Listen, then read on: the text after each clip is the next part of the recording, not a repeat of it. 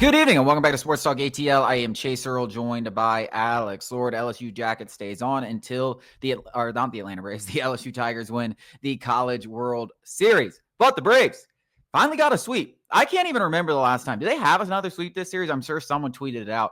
But this was by far the most important series to date. This was by far the best all-around series, and it was unbelievable. And Spencer Strider, we talked about it, building off that last start. And I thought the most encouraging aspect of Spencer Strider, you saw the velocity kind of up towards where it was last start, and then it kind of teetered off later in the innings like it has.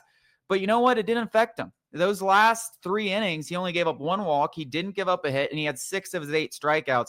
And that's the signs. That's really what we're looking for. The velocity, I do believe, will eventually come. But the strength later in outings, that's kind of the last step, and he really knocked that door down yesterday. Yeah, he carried multiple pitches over 98. Last time he touched 98, multiple pitches over 97 last outing, and he was sitting just under 97 for pretty much, and he carried it. I think he carried the velocity deeper than he had in previous outings too.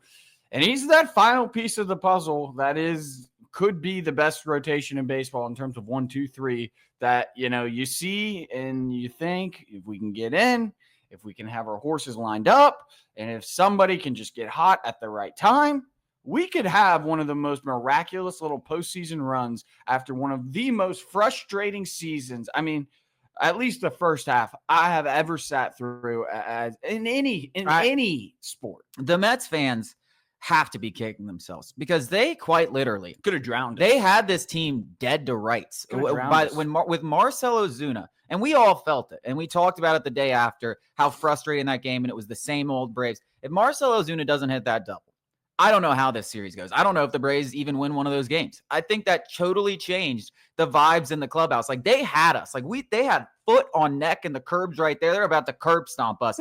And they just didn't do it. They let their foot off the gas for 1 second, gave us a glimmer of hope. And it's just hilarious how the New York Mets, of all teams, this is what they do. This is our get-right team, have provided us the one exciting part of the season. We have literally been beating our heads against the wall up here talking about this. Just every time we have to talk about this crappy team. And it's like, finally, and guess who it was? It was those damn New York Mets. And that just has to make their skin crawl. Yeah, I mean, it's like one of those things where it's like everybody saw it on the writing on the wall, but it also was like, it was one of those things where it was like, yeah, this is one of those things that always happens, but like, it's not going to happen again, right?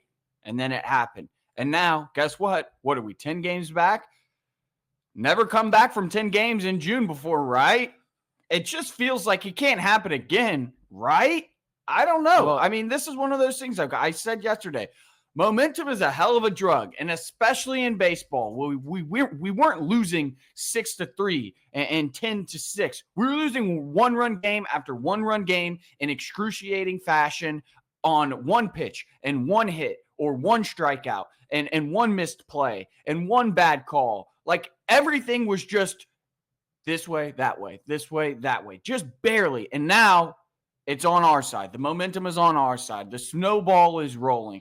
Profar is coming back in a couple of weeks. Our horses are dialed, and it looks like Strider is maybe not all the way back, but he's not the fifth starter anymore. As I joked last week, or his previous outing, that, everything is starting to click. Anthopoulos is giving fiery interviews on the radio saying, I am trying to make a trade, guys. Like, I believe in you. Truist Park is probably louder than it's ever been outside of the first series that we saw. So momentum is a hell of a drug, and it feels like the Braves absolutely have all of it right now. Another thing that proved that time is a flat circle is I don't know how I missed this when it happened, but I'm glad it happened after the Atlanta Braves swept the Mets. But Sal Licata, our good old boy at WFAN up there in New York, famous for the NL East, is over.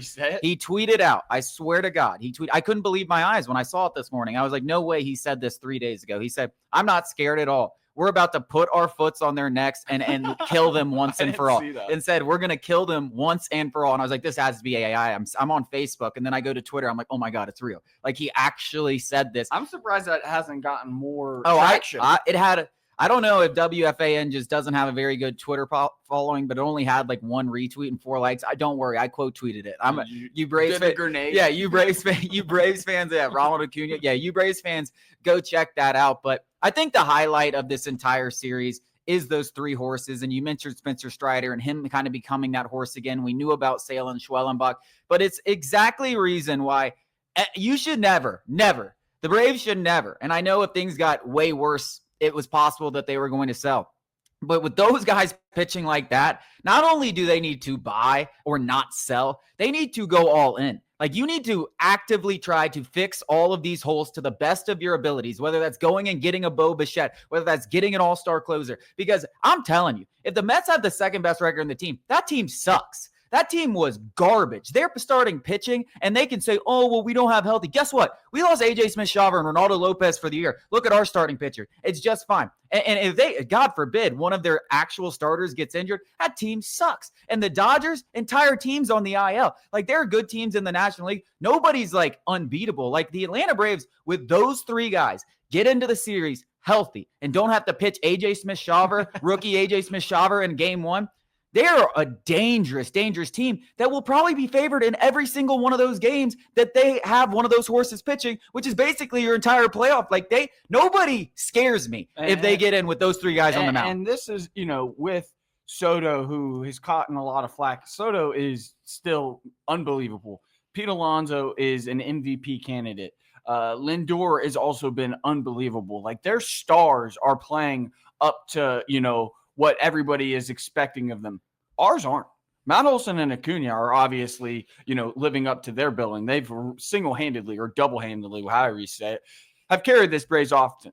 I'm waiting on a guy over on the other side of the infield to go absolutely nuclear. I'm doing something right now. Go check it out, sports.ktl.com.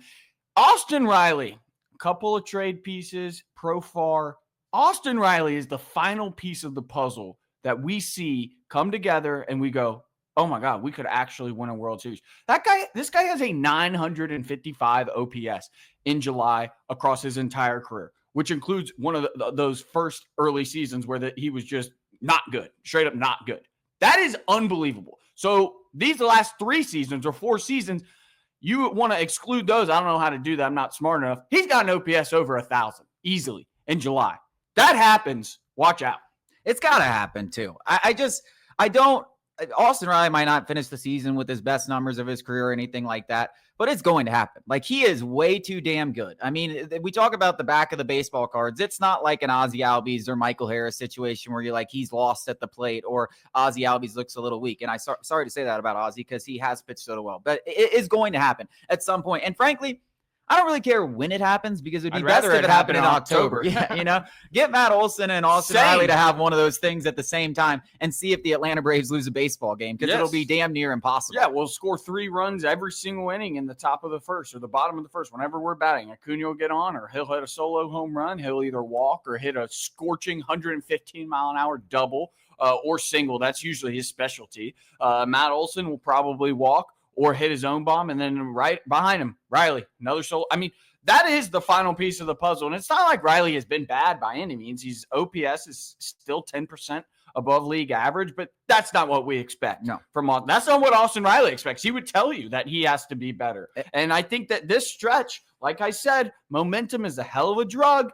Just one more piece, and we're going to go, instead of losing 14 of 7, we're going to go win 14 of 17. It feels right now. Like something and I know we've almost said that several times this season. This is different. But it does feel right. I mean, from the Alex Anthopoulos speech that he gave on Tuesday to the Braves responding in a way that's like, you know what? You believe in us. We're going to make sure, like, thank you for doing that. We're going to play like it. And now Alex Anthopoulos has to be sitting there licking his chops. I mean, you look at what could potentially happen over the next week, over the next 7 days. The New York Mets travel to Philadelphia. And I'm not going to give the Braves 3 wins against the Marlins. They shouldn't be given 3 wins against anybody with the way they played this season. But you obviously like the matchup to potentially win that series and keep this momentum going. The Mets struggle up there or the Phillies struggle. It doesn't matter. Let's say it's the Mets.